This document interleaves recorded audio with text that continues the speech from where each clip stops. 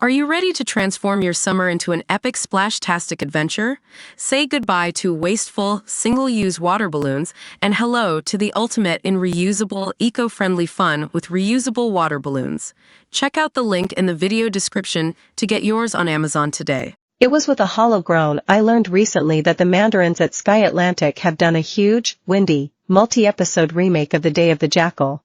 It's to hit us on November 7th. It has, needless to say, been updated for a contemporary audience, and a glance at the trailer, released a few days ago, suggests it will be expensively awful. A wretched fate for Frederick Forsyth's trailblazing, 1971 whodunit. In the tale he pecked out on a manual typewriter in just 35 days, he single-handedly reinvented the thriller, and a pointless redoing of Fred Zinnemann's classic 1973 film. Indeed, this isn't even the first remake, though The Jackal, starring Bruce Willis and Richard Gere and released in 1997, was justly panned. Why waste time, money, and public patience on revisiting perfection? Forsyth's unputdownable tale, which, rarely in this genre, bears repeated rereading, is a taut three-act drama, meticulously researched, set in a particular time and place. Begotten by a simple question, what if, instead of blundering around trying to top Charles de Gaulle themselves, and there was one very serious attempt, his enemies had instead hired, for a fat sum, a professional assassin completely unknown to the authorities. And this in the France of 1963, then roiling in such political ferment that the murder of President de Gaulle really would have begotten societal collapse. The 1973 flick is just as good as the book, with tension building throughout and an impressive ensemble cast including Michael Lonsdale as a deceptively unassuming detective, Cyril Cusack's creepy gunsmith, and Zinnemann took a chance on hiring an actor then so little known, Edward Fox, as the gun for hire. With a taste for good French food, a weakness for cravats, beautiful manners, an enchanting smile, and as lethal and amoral as a virus. By the end of the movie, in a very English joke, the Jackal is finally undone by an unexpected kiss. He has killed 6 people without a flicker of conscience. 3 of them with his bare hands.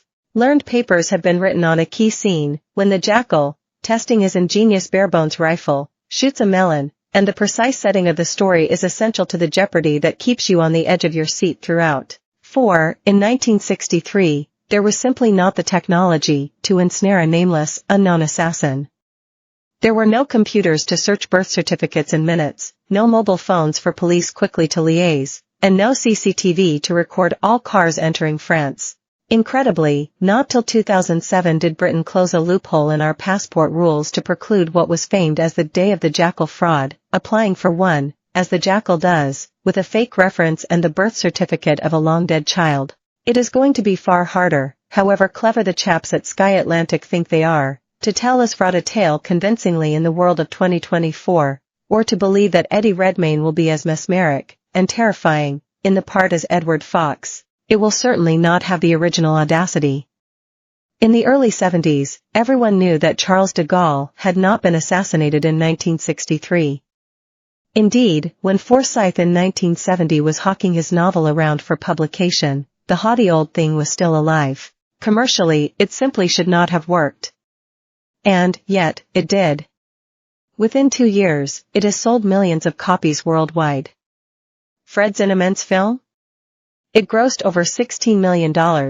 We have now become a culture apparently now so bereft of new, compelling stories of our own, and with so many risk-averse money men now in charge, that content creators resort more and more to remakes. Charlie and the Chocolate Factory, Endless Love, The Wages of Fear, The Talented Mr. Ripley, at every turn, some maniacal bid to cap original glory. Barry Norman thought so highly of that wonderful Hebridean romp, 1949's Whiskey Galore, that he listed it in his 100 best films of all time. Not that it stopped a 2016 redoing. The original, 1979 BBC dramatization of Tinker Tailor Soldier Spy, starring the peerless Alec Guinness, and which sweeps one in an instant back to 1970's managed decline Britain, is quite big enough to look after itself. There was no call for the Drake 2011 movie treatment. And Daphne du Maurier's 1938 classic, Rebecca, has been adapted time and again for the screen large and small.